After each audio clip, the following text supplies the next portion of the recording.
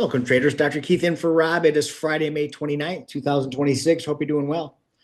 All right, again, this is the NASDAQ on the 5-minute chart, folks. NQ on the 5-minute. And as we opened up the WealthCharts live training room at 9:30 this morning, we noticed a bullish formation here, right? We were basically getting all-time highs. And so I was cautious to just go long. I wait the first 10 minutes of the market open anyway to let things typically settle in. And then once that happened, folks, we continue to get these bullish formations. See how bullish these 5-minute candles are? We knew it was time to start looking for long opportunities.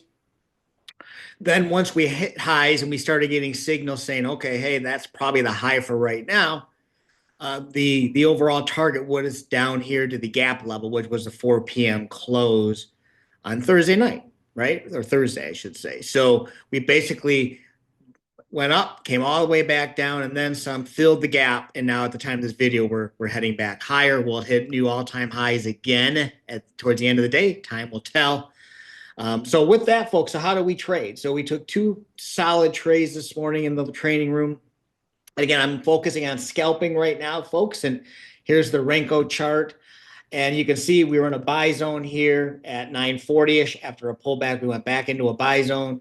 And then so we were looking for folks with good opportunities based on that 5-minute Heikin Ashi candle that I was showing you being bullish.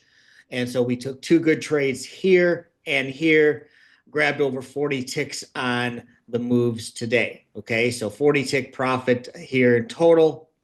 And just following the trend, looking for those highest probability setups. So come join me Monday morning, folks, at 9:30 Eastern, and we can trade together as well then. Have a great weekend, everyone. Take care.